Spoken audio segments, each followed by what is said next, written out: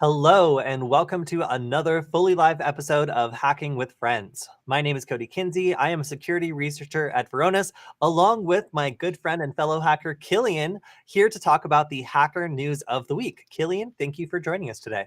Yeah, it's exciting to be back. I know I wasn't able to join last week because we were actually out at Black Hat together, and I was on a plane, I think, at the time. But that actually is a good question. So we were together at Black Hat, but you stayed for DEF CON. So tell me, we're going to deviate a little bit. What did you see that was awesome there? I didn't stay. I regretted a little bit, but I'm also still wiped out from Black Hat, so maybe I balance it out.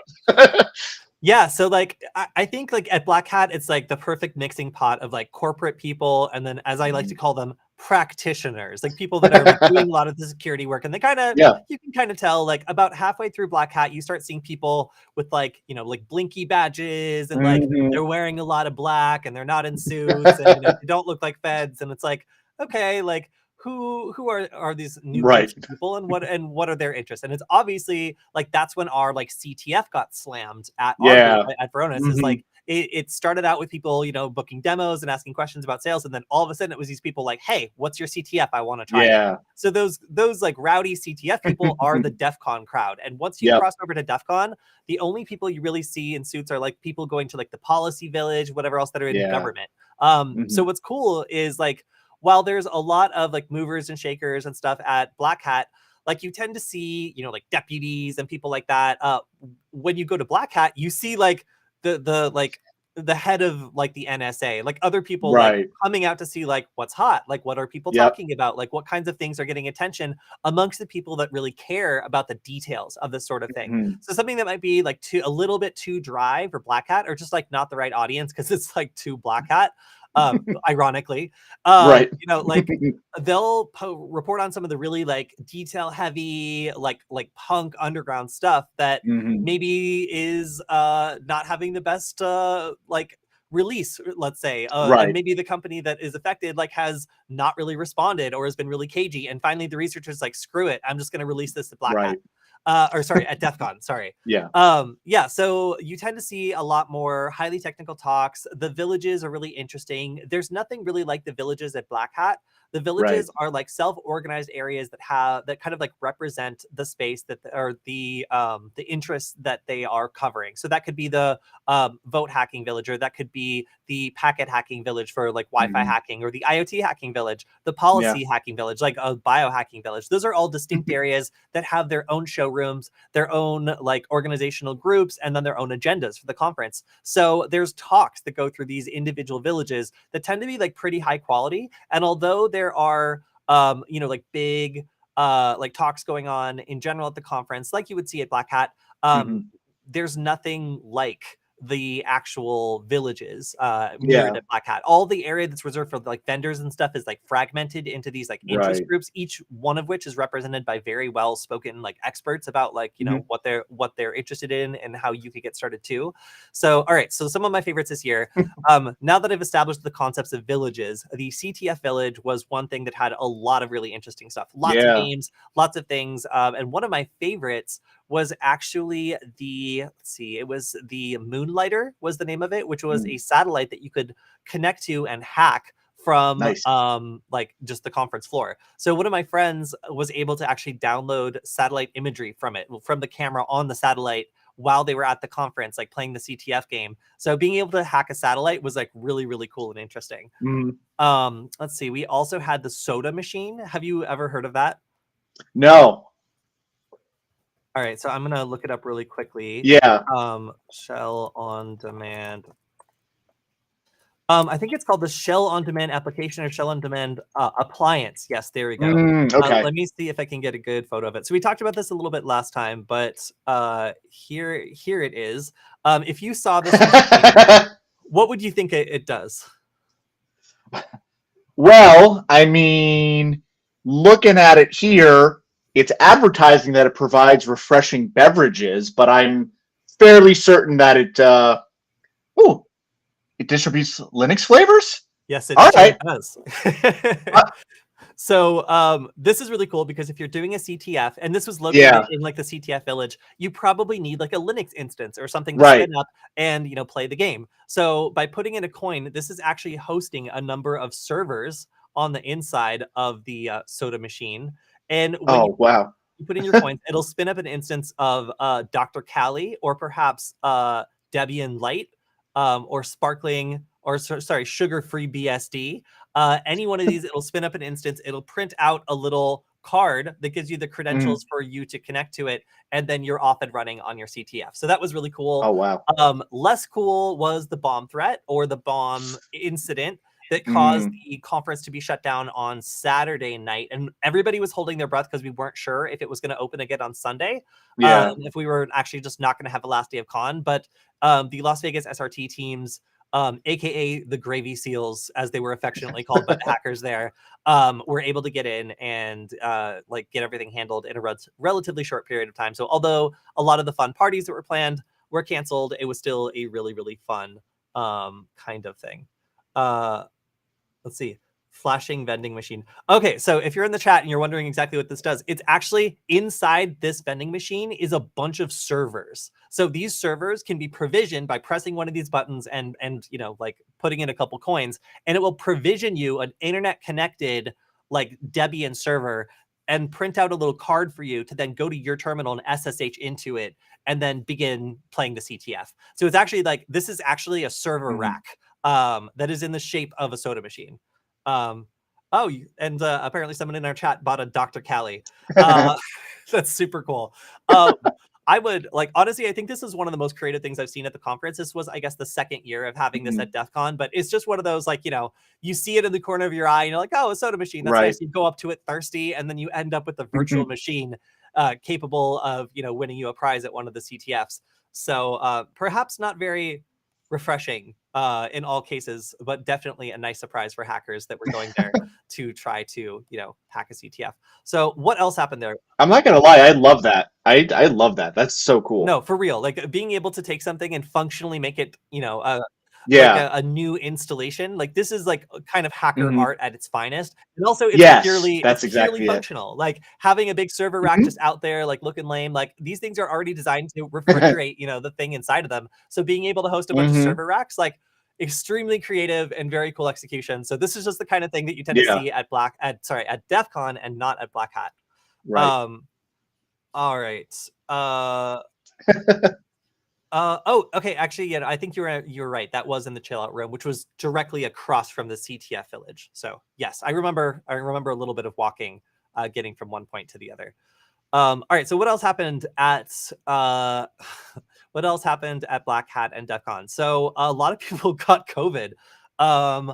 So far, 50% of the team that was working directly across from us in the vendor area at No Starch Press has tested positive for COVID. I saw on Twitter today. And then some people from the booth that we were at also tested positive. So far, remarkably, nobody on my team who was out there, which is 7 people, has tested positive for COVID, but a lot of other people did. So I was masked the entire time. I was like quite aggressive about that, and only one person, who is ironically a friend of mine, was like, "What's something wrong with you? Why are you wearing a mask?" It's like, I just don't want to get sick. I just talked to like 1,000 people today. Sure. But Yeah. so far so good.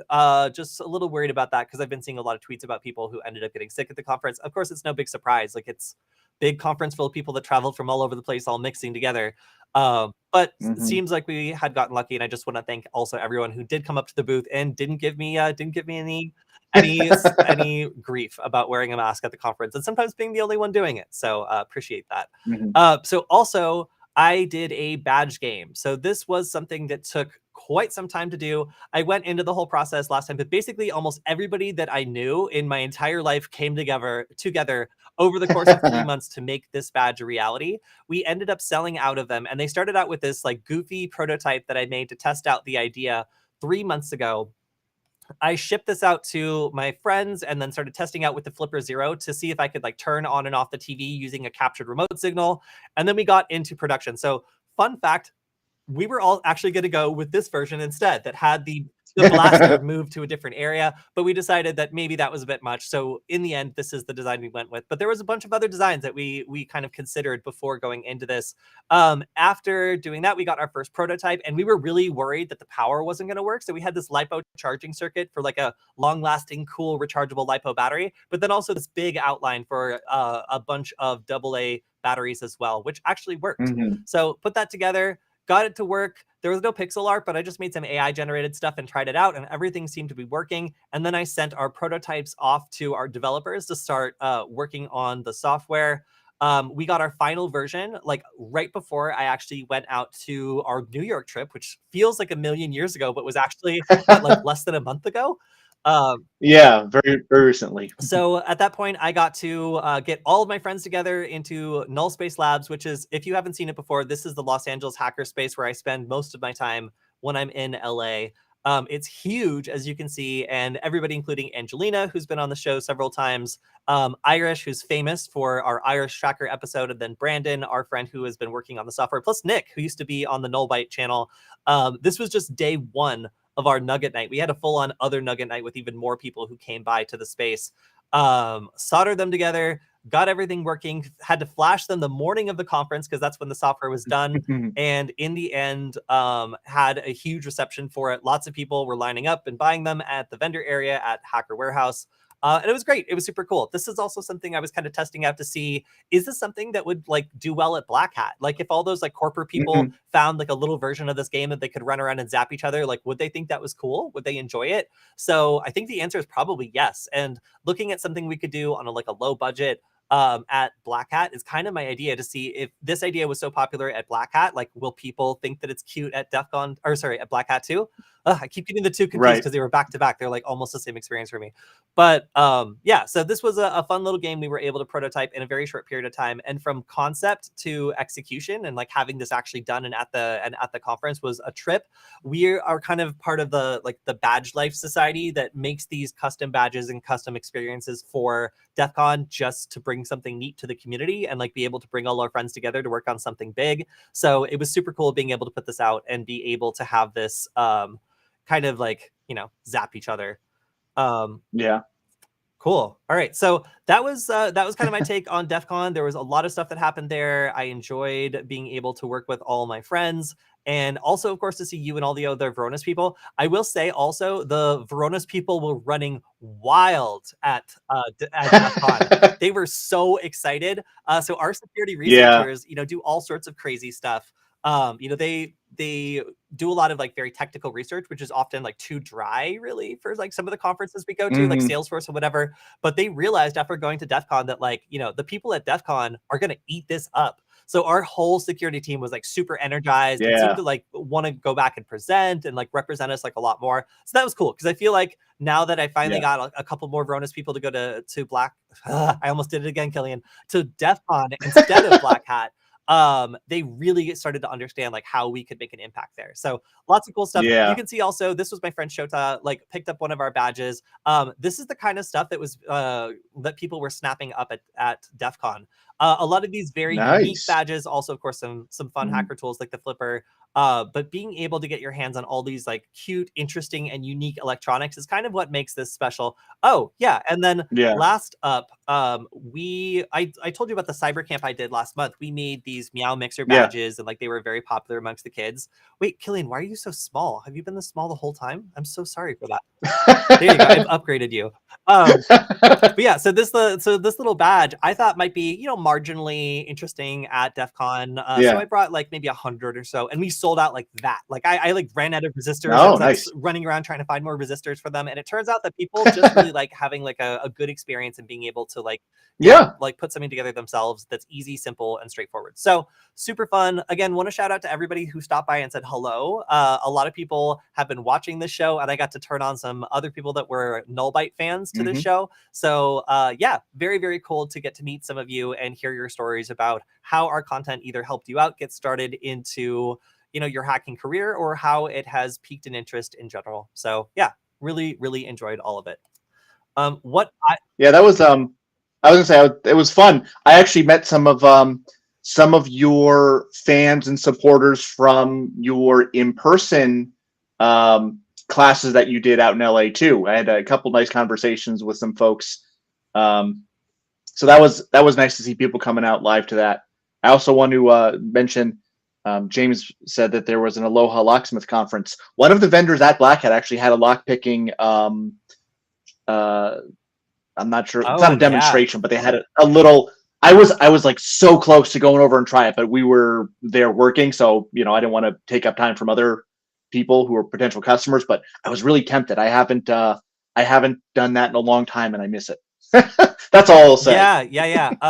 Man, I actually went ahead and took some pictures of what I consider to be like really excellent, like hacker aesthetic things that were like really cool, or that I thought were like really impactful, that happen at DEF CON and don't happen at other hacking conferences. So okay, all right, I'll show a little bit more, you guys. We do have a lot of news to go through, but it's okay. Yeah. DEF CON is new. So this was my footage from DEF CON, getting to see the big wall that I think the casino finally asked us to put up so we would stop slapping stickers on stuff.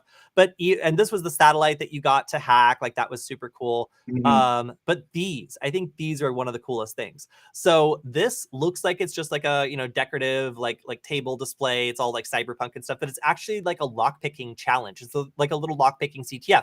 And if I were to zoom in, which I hope I guess, oh yes, the zoom in, yes. There are actually locks on here. Like, you can see one right here. There's a couple other like locked on, and the challenge is to like try to unlock this thing and win a prize. So the first thing I went back and said is like, hey, if we're doing like table pieces or whatever else, can we have a couple that are just lock picking CTFs and a couple like toolkits around, and have that be just like a really easy passive CTF that people can work on while they're hanging out at our booth? Because like, there's a lot of times at DEF CON where like you're overstimulated, maybe you don't want to have a conversation, you just want to sit down and work on something. And I think that that's really cool to be able to appeal to people that maybe are a little burnt out and want to like take a second to like collect themselves, and maybe work on something that is fun and relaxing. So this also, I consider soldering also to be fun and relaxing, but there's the burning yourself element that like kind of makes it a little bit more of a liability. So this one at least gives people a fun and relaxing thing to sit down that also kind of doubles as a nice little piece of decoration. So I was enchanted by this. I thought it was like super cool for people that are wanting to participate, but maybe not wanting to engage all the time. Yep, I get it. So, okay, another thing at DEF CON, there was these pop-ups that a bunch of people with iPhones were getting. So let's talk about that. So a lot of people were very concerned that they were getting their, oh, and sorry, there was a question I put up. What IR wavelength is it using? I don't remember. We are using a Arduino example for this particular IR LED. So I can, if you jump on our Discord server, I'm sure I could get you some technical specifications, because the people that helped me design this are on our Discord server. So I thought I was the only one who enjoyed soldering that much. No, I think you'll find that a lot of people find soldering to be one of those things where you can just kind of like, once you set the plan, you can just zone out and just like do a soothing activity for long periods of time. So no, I don't think you're the only one that likes soldering that much. It's just like, do people like it enough to get accidentally burned if they zone out too much? That's the question. I do. I tend to forget about burning injuries pretty quickly. All right, so let's talk about these iPhone pop-ups. So this was something where our one of our friends was saying he'd been messing with this for like a good amount of time and wished that he'd kind of spoken up about it. But a lot of people were getting pop-ups on their phone telling them to use their Apple ID to connect to an Apple TV or to share a password with an Apple TV nearby. So what this means is that somebody had figured out a way to emulate an Apple TV or an Apple device and use a supported protocol that didn't require authentication to pop something up on people's phones. Now, because it was asking about passwords, if you were to just absentmindedly just press the yes button or hit it by accident, then it would in fact share a device from your iPhone to another nearby device, which is obviously a security concern. But this was actually done something that was done by a security researcher who wrote a Mastodon post on it that said it was something that was designed to show off this, I guess you could call it a vulnerability, but it is something that is possible on Apple devices using a trusted protocol that doesn't require authentication. So in order to disable these, you need to turn off Bluetooth via the settings application. Now, some people want to have Bluetooth on like all the time. They want to have their headphones running. They want to have it connected to their watch or something like that. So turning off Bluetooth is frankly something that a lot of people just aren't going to do. So while this is the recommendation for a lot of these Bluetooth-based vulnerabilities, for a lot of people in their digital setup, like if you have a smartwatch or something, it's not that smart if you turn off your Bluetooth. Right. So it is annoying to have these pop-ups, happen, especially if they involve passwords. So there's like kind of a real consequence there to leaking real information if you were to mess up and accidentally press yes.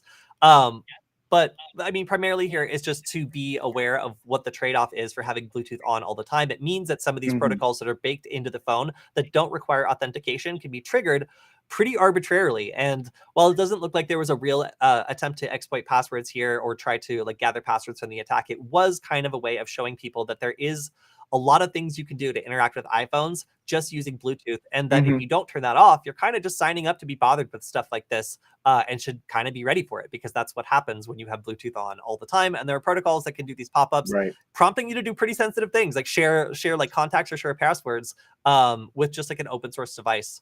Uh, yeah, that's about it. So, I was going to say the thing that I took away from this more than anything else is, one, the lockdown mode is nice. It's nice that Apple provides that, but the fact that even if you think you're turning it off in the I'm not an Apple user, so I guess control panel, or whatever it's called, like doesn't actually turn it off, even though you might think it does, which is a user education issue. Like you can actually turn it off, but it's annoying that you have to do two different things to actually turn your thing off. So I don't think the audience here would not know that, but that's something that grandma or a normal person probably wouldn't, which gives, I think, a false sense of security, which is I'm not thrilled by it as a security practitioner, but do better, Apple. oh, also, so one thing that I was doing at DEF CON was I was a goon for the first time this year. I was staff at the conference. So that means you get a red shirt, you get a little bit of training, and then you are expected to donate a certain amount of hours to the conference. I was doing press tour, so like walking them through the villages, getting them introduced to everybody. Mhm.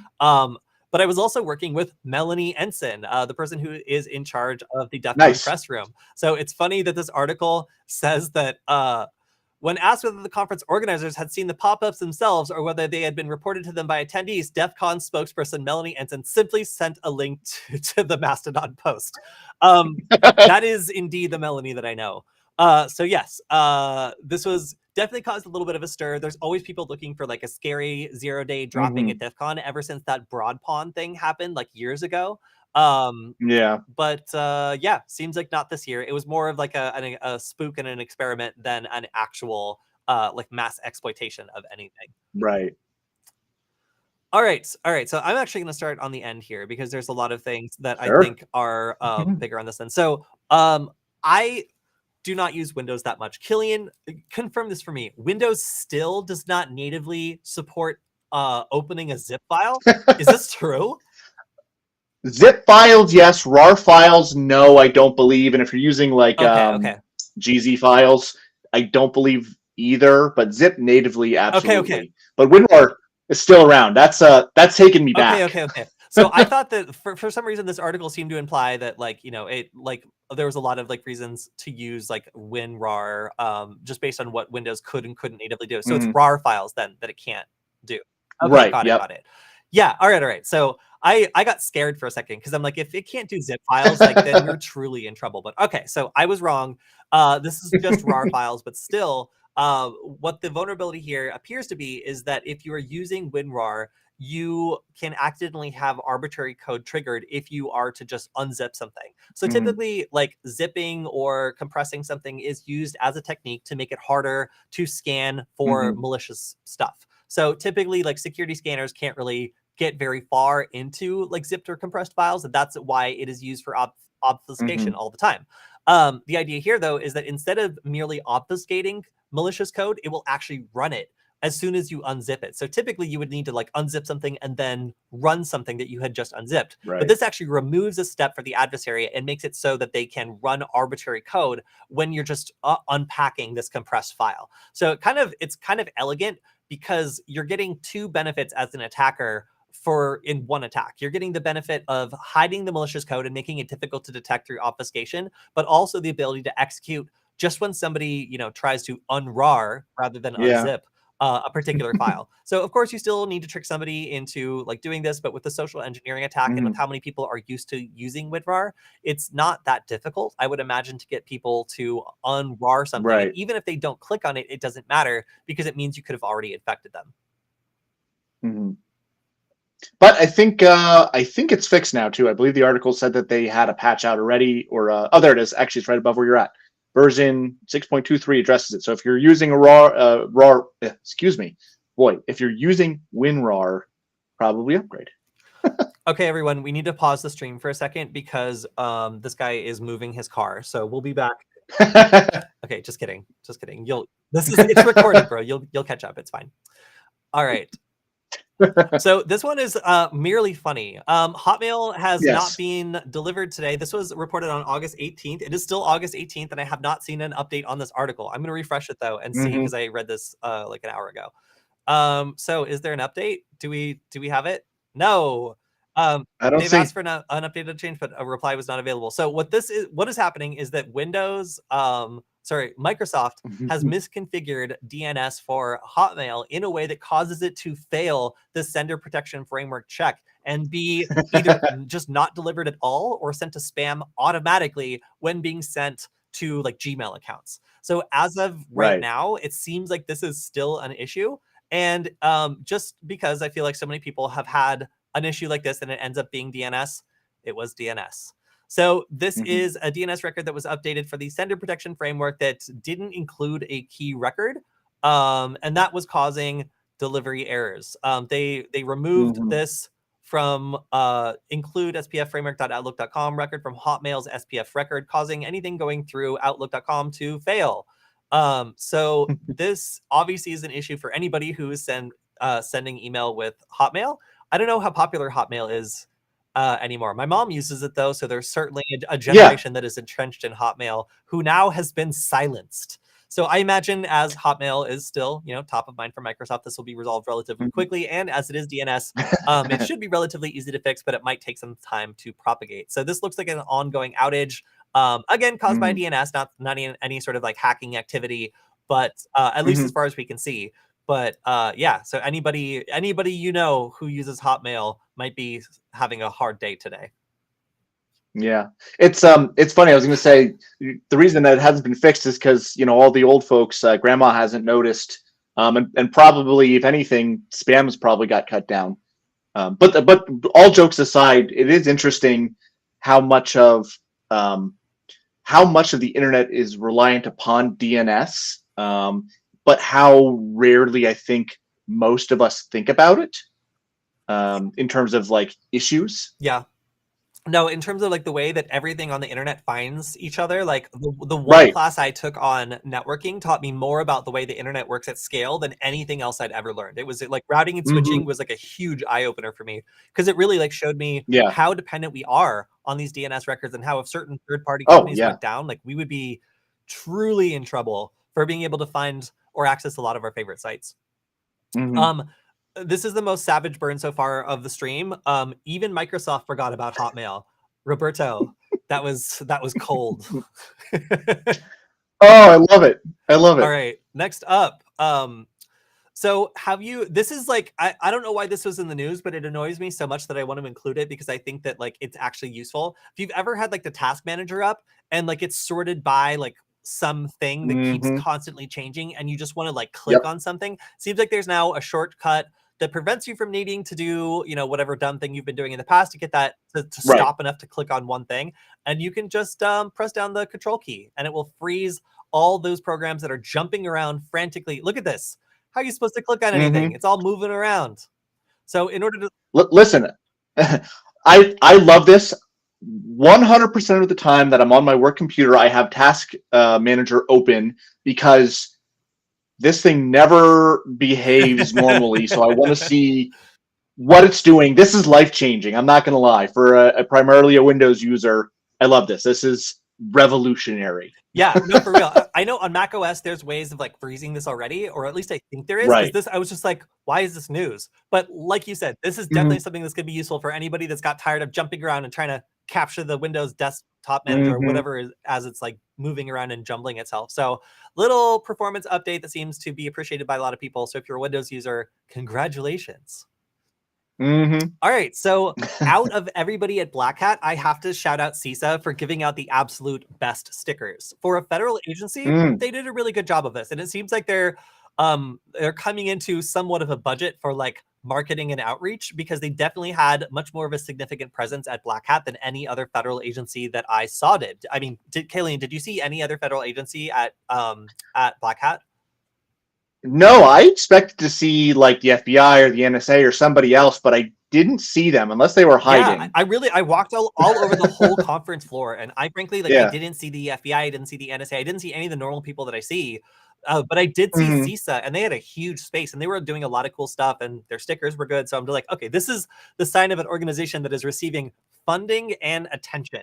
So CISA, definitely an agency to keep your eye on. They're also like a lot friendlier because like they have like they have a mandate to like help protect. They're like the firefighters of the cyber world. So like, while the NSA and the FBI like get their certain share of controversy because they prosecute people, they throw them in jail, or they like attack foreign governments or whatever.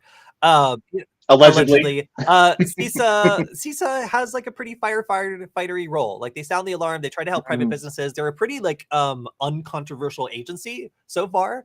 Of course, they're also a very new agency. So I just see that like hacker enthusiasm for CISA tends to be like, they're basically like given one of the hardest jobs like out of anything, which is to like force these other agencies that just like don't have their posture together to like comply with a couple critical things. So seeing this agency start to get more and more clout and more resources is actually really great, and I really appreciate like seeing them out and about. So okay, so we have another like managed file transfer vulnerability being tracked in the wild. It is known to be exploited, and that is bad news because anything like this tends to be really good news for ransomware actors. So like as reported here, where is it?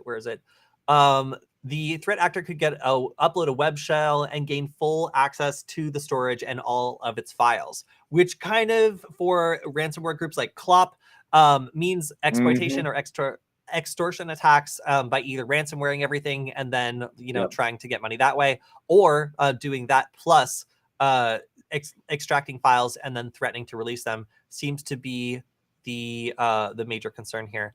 There's no link to the CVE. Oh, here we go. So this is what I wanted to point out. This is a 9.8 out of 10.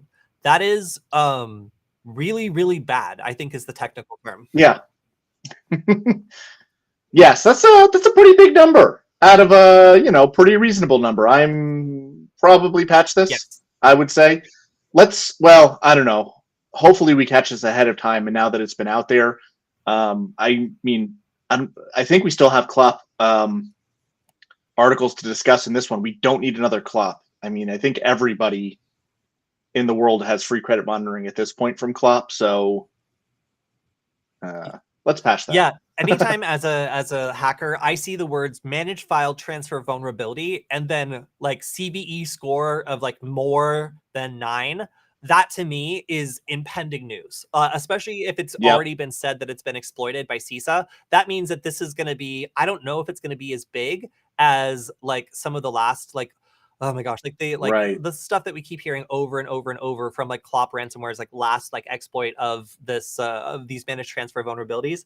But like you can expect to see the fallout from this to be in the news for the next several weeks if it is not patched basically immediately. So like prior experiences showed me that these are not patched immediately, and there's going to be a lot of companies that move slowly on this.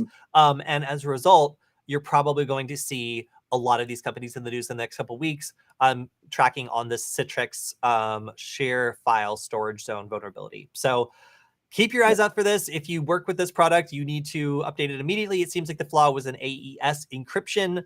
But yeah, seemed like an incredibly severe vulnerability that it can be remotely triggered and impacts a very, very critical like supply chain style managed file transfer organization. So get that fixed immediately and keep your eyes out for news of exploitation in the following weeks.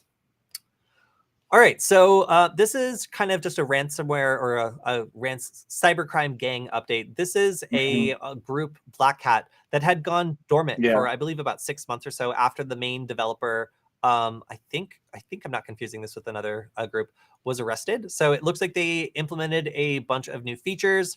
One of them is using the Impacket framework. This is a open source framework designed to move laterally in compromised networks using a bunch of tricky like packet and routing techniques. Yeah. It also is using some new techniques like the Remcom hacking tool, which is, according to this, a small remote shell that allows the encryptor to remotely execute commands on other devices on a network. So that's going to be like for specifically like ransomware attacks.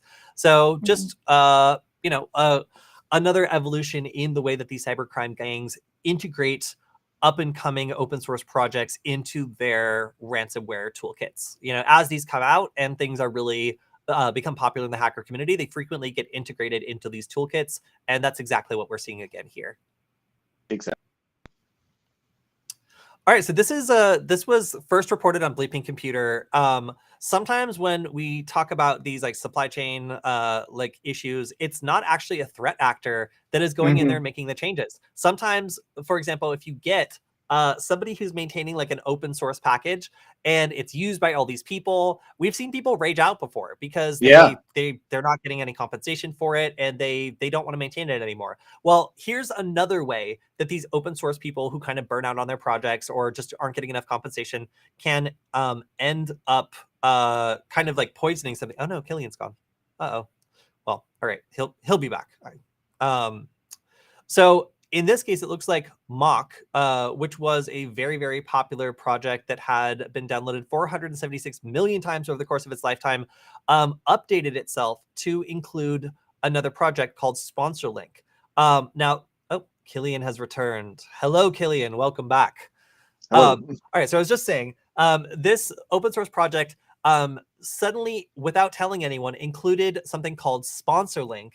And this is basically like tracking like adware that is able to gather information, or maybe I call it more like spyware almost, that's able to gather information about the people that are using it and report back. So this, while not explicitly illegal, definitely breaks user trust. And it means that anybody who is using the software in their code has basically unintentionally started tracking their own users and reporting it back to this company that is now in some sort of agreement with Mock.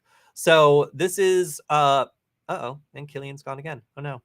So this is particularly upsetting because this was a trusted project that a lot of people were using. They did not know that their user base would be subjected to tracking based on also the fact that the sponsor links DLL was obfuscated, which made it really difficult for them to go in and see exactly what this was doing. So as soon as this change was made, obviously a lot of people were pretty upset and were sounding the alarm that this is something that maybe you want to uninstall or not use. But yeah, certainly a pretty spooky thing to know that all of a sudden, after using this open source software for quite some time, it's all of a sudden tracking your users, and it's also doing it in a way that is deliberately obfuscated to make it difficult for people who are getting like seeing this change to understand what those changes mean. So then the I actually didn't read this part of the article, but apparently the person who added this explained that he made it version 420 so people wouldn't take it seriously. Sure, that's something. I'm sorry. I like sure. So apparently this was all one big joke, and everybody should have known that because the update version was 420. Wow, great. Okay, so at that point, I'm sorry. So yeah, this is just a really bad look for like an open source developer to have like modified the product that he created to suddenly start tracking. It arguably doesn't comply with GDPR, and there's a number of other things that could cause this to be a problem. Oh no. Oh, poor Kilian. Yikes. Seems like Kilian's having a little bit of trouble with his internet.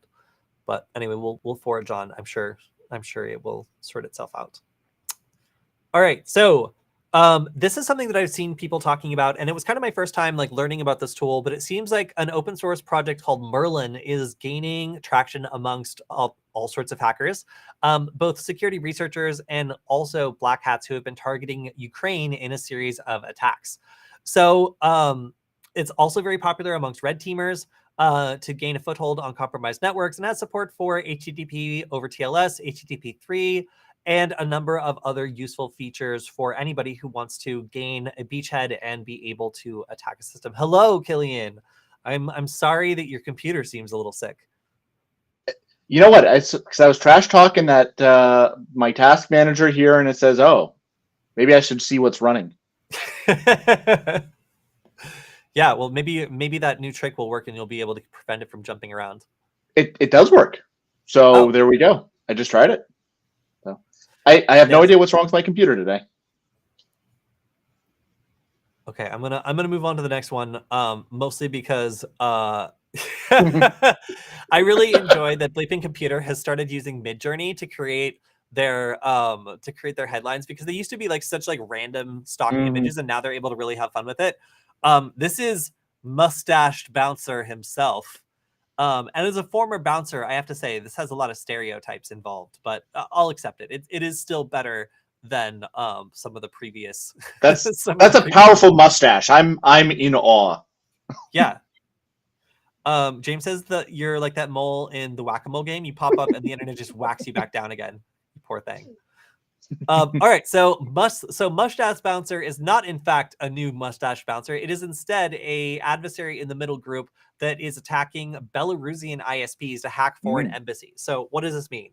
Well, okay, so we have a contender for our confusing chart of the week. This one seems to be a timeline, which is relatively straightforward, but we got victim A, victim C, victim. Okay, all right, so this it at least makes as much sense as like the new LA like a train station like system. So okay, I guess I can understand that.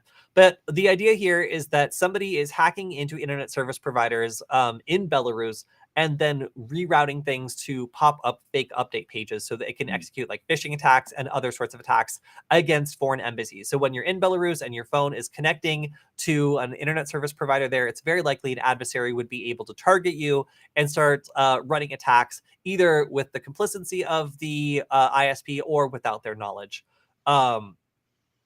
Yeah, so that's pretty much the whole story. It's like if you connect to an ISP in Belarus, it's very likely that internet service. Oh, here we go. That looks way more confusing. Thank you. All right, so we have our targeted industry embassy. We have these Windows devices.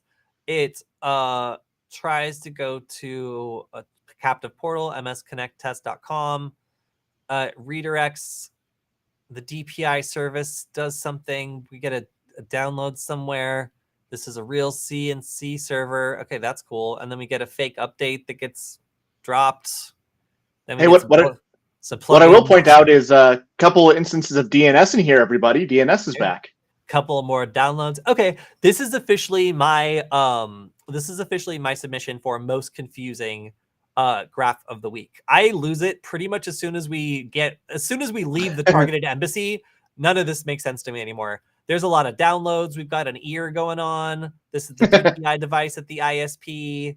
We got some of these SMB and DNS. None of that's happening. All right, so yeah, that's the infection chain. So I find that these infection chain graphics from like security companies tend to be the most inscrutable graphs I've ever seen like reported in the news. So I do have to shout them out and then say that I appreciate those because they are very funny. All right, next up we have I hate to see this, industrial PLCs impacted by CodeSys v3 RCE flaws.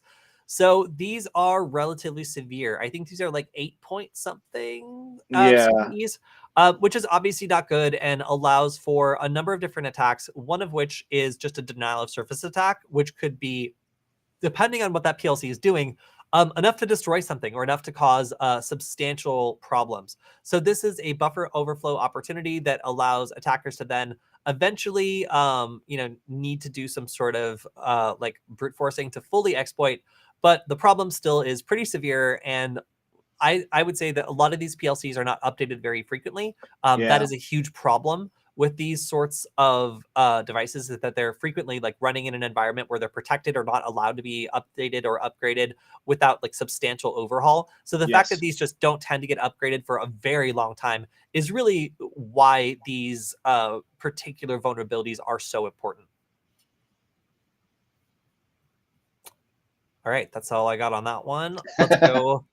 I'm going to go to the other side here. I think we've got like 8 minutes or so. So let's go ahead and roll through. So there was recently an Interpol operation that was going through Africa, and they disrupted I kind of had to read this a couple times to believe it. Yeah. 20,000 cybercrime networks. Yeah, That's a that's a lot of lot. cyber. That's a lot. Yeah. So even if that's just people, like how many like are anyway, I barely understand that number. That's like how many people live in like a small town. So this must have been an absolutely massive operation.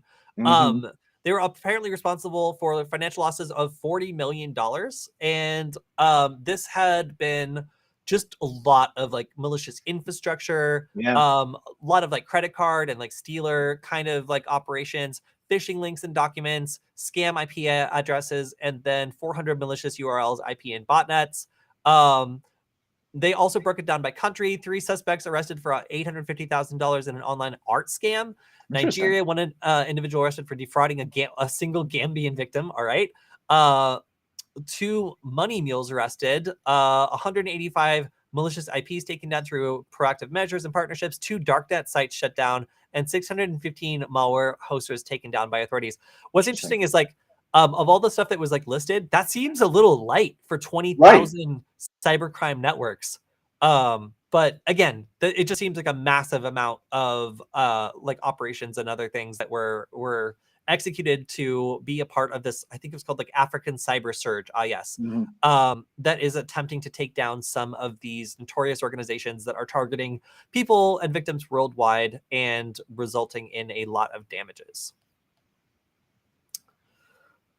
Okay, so I was talking about Yeah. compression and how it is able to evade scanning. And that's exactly what a bunch of malicious Android APKs were doing in order to thwart analysis. So even if you know, download an APK off of the internet, it's still going to be checked out and looked for certain characteristics that are malicious. And it's kind of hard to hide from this because Android phones have gotten smarter and they still do these checks no matter where the APK comes from. So, you know, if you have a victim that downloads something outside of the Play Store, which gets more extensive checks, then it's still going to be subjected to the certain level of scanning. And one of the most common techniques to get around this is by compressing it in ways that are not supported. So if you tweak the compression algorithm so that it is no longer standard, sometimes it's just like weird static data, can't read that, Right. and it just moves on. And that is something that a lot of these malicious APKs are starting to use as an anti-analysis method. So that means just taking regular old compression, which already works pretty well, and tweaking it, changing things a little bit so it's no longer supported, so that the output would be erroneous or like not recoverable by standard Yeah. tools. That will actually pass in a lot of cases. And a lot of these static analysis tools will either crash or Hmm. otherwise just not complete the analysis and not warn the user about the malicious things that are inside this program. So the APK file is generally designed to be like pretty easy to scan. And this is a way of making it so that the scanner actually crashes when you are attempting to scan. And that will trigger it to not display any alerts. Hmm. So pretty cool. Another note here is that rooting your Android device makes the user an administrator, which means that APKs can run at the highest privilege. So if you have considered rooting your phone, and a lot of people in our chat have encouraged me many times to do this, you are actually, if you were to install one of these malicious APKs, giving it the highest possible privilege on Hmm. the device and subjecting yourself to even more grief. So that's kind of why I don't do it, but kind of an interesting find. Um, I'm going to cover a different one because we're Oh, almost out of time. Oh my gosh, where is it? It was I was just gonna say there's another one that was funny and interesting because it took off from that exact same kind of thing where it was mhm. betas. It was betas. Yes. Uh Hmm. did I close that by accident? I read it. I know I read it, but maybe it's toward the end. I mean, if you did close it, we can talk through it very quickly. Yeah, Uh, yeah. So, Killian, what do you remember from that article while I dig around real quick? sure. So the Oh, interesting here it is. thing. Oh, here Yeah, it here is. it There is. we go. I Yeah, was go going to for it. say the interesting thing about this is that some of these attackers are trying to get around some of the controls by basically releasing the apps as beta, which inherently don't get as much screening apparently because they could potentially be flawed or they're not a full GA release. So just an interesting way to approach it. There it is. Let's throw code review process Yeah. for the betas. pretty interesting that it's that they're taking this tactic. Ooh, this is a good graphic. Yes. All right. I love how much I love the wall of text on this. In the Yes. first one. I also love it when like security people are like asked to make graphics and like just like make it crazy looking. All right. So fake app developer builds and submits app through service provider who in turn uses developer's license to submit to Apple for test flight certification. This usually happens with little review. Scammer directs victim over chat to a fake app web page to initiate download. Website takes victim to provider's store to install test flight to download, which requires no further. I'm going to be honest. I don't get it. Thanks, Sophos. Yeah. I'll go back to this later and try to figure out like what all this means. But yeah, so just kind of an interesting way that the like a path of less scrutiny is always what people are looking for in order to infect devices. And this beta program or being able to push out something that is inherently going to get less scrutiny because it's meant only for like enthusiasts or people that are very, you know, like want to test out software that hasn't been fully maybe vetted or could include bugs or errors. That's definitely a user base that's going to be maybe a little easier to attack. Test flight equals the iOS version of side loading, I think. Yes, I believe that is what that is.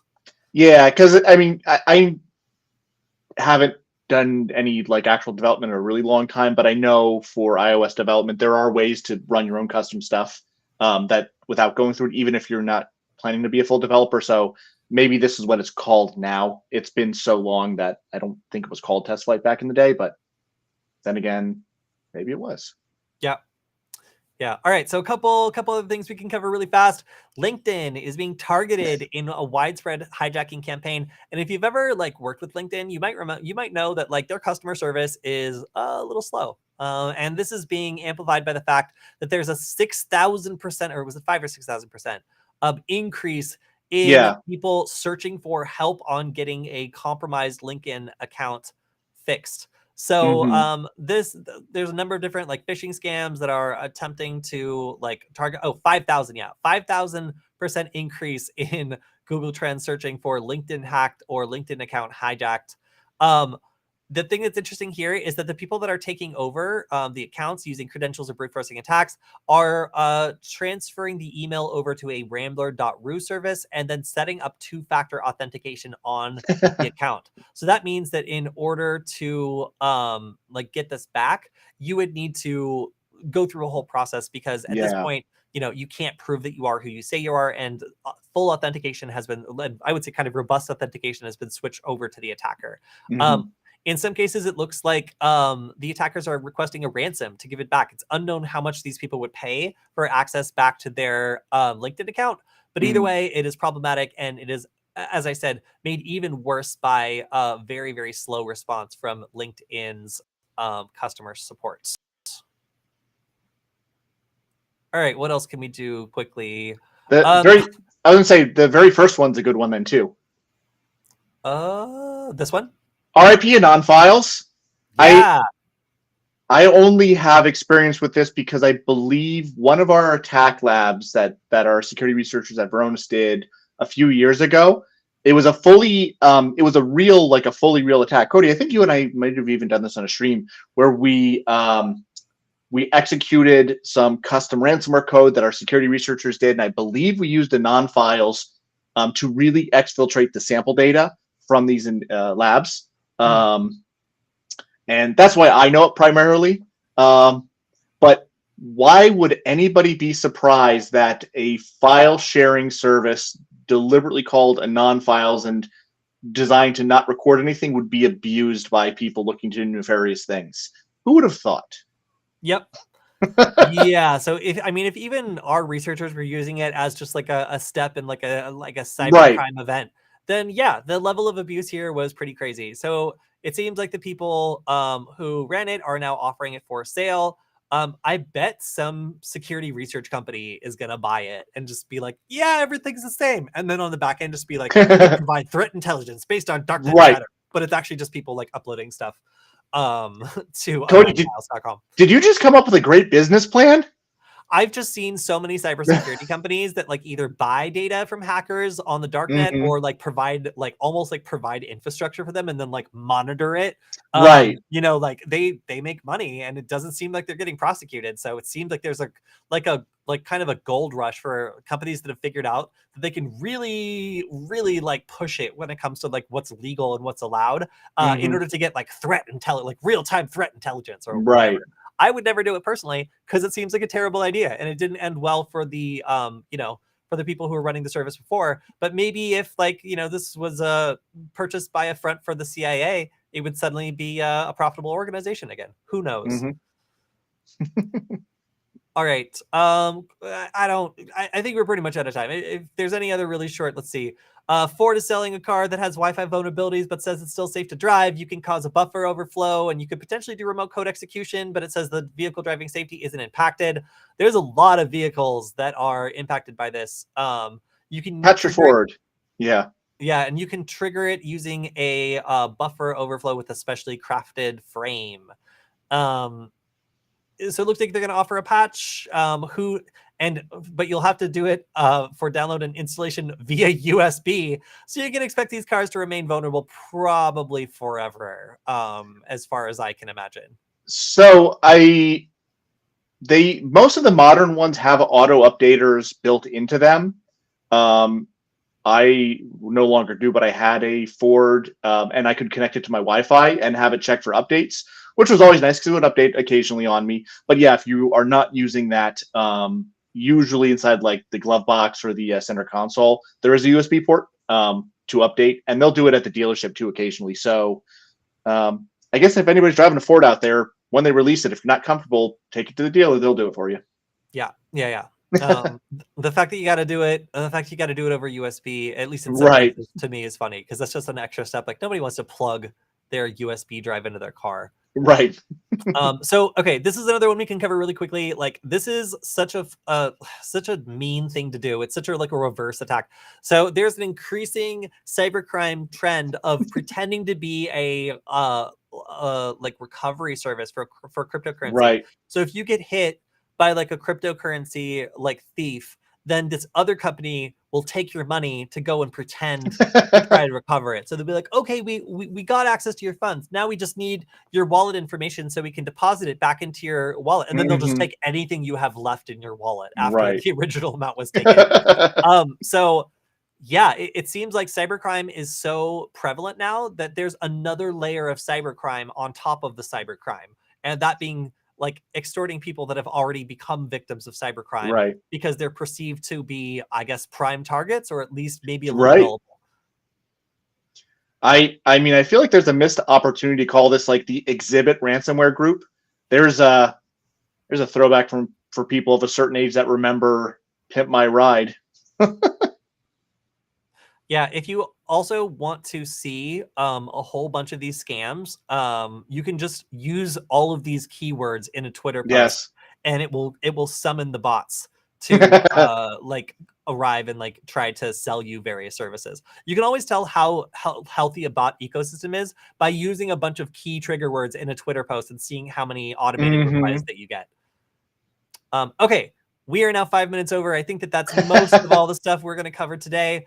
Um, yeah, that's a lot of stuff. Also, because we ended up skipping the Friday stream just because DEF CON was too intense. There was too much stuff Yeah. going on. But altogether, a very fun DEF CON. Lots of stuff happening, and hopefully. Now that all of our security researchers at Varonis are all fired up to go to DEF CON, it'll be a little bit easier to get a hotel and get approval to go next year, right, Kilian? Yes. Cool, cool. I feel like we've had this conversation for the last 3 or 4, however many years. Yeah, but now that we got a bunch of like hackers in our Hmm. company who are gonna insist we go, you know, Right. they're gonna need some video, they're gonna need some support. I'm sure we Sure. could contribute. I'm sure we could find some ways to get it like written off by the company. I'll hold a tripod or a monopod, whatever. All right, so that is going to be it for our show today. A big shout out to Veronis for not only sending both Kilian and I to those last hacker conferences, but also to continually supporting the show and letting us work on it. If you want to support the show, you can go to veronis.com/Kody. That's Kody. They do check to make sure that people are actually going to that link and that the show is, like getting people to check things out at Veronis. And you'll see me linking to the latest stuff we have on Veronis at that link. I will be back live again on Wednesday for our next live hacker Q&A. And you can also check out our Discord community, which I will post in the chat in just a second. If you want to continue the conversation after the show, we've had a lot of really great people jumping on after DEF CON, actually. So seeing all those people who maybe just grabbed one of our things for the first time or ran into me at DEF CON and heard me talking about the live stream was really, really cool. I am dropping that in the chat now. And hopefully we see all of you on our next stream. I think also next Wednesday, I'm going to be having Angelina back on because she's going to be hosting 2 different classes. She's going to be hosting an in-person class at Null Space Labs coming up, and she will also be doing an online version of her satellite hacking class. A lot of you guys really wanted to attend, but weren't able to be physically present in Los Angeles, and her class was sold out in LA. So we'll have her on next week to talk about satellite hacking and how you can attend her next class if you're interested. And it's going to be really cool. So Kilian, thank you for hanging out with us today. Thank you. And we will see all of you next time. Goodbye, everyone.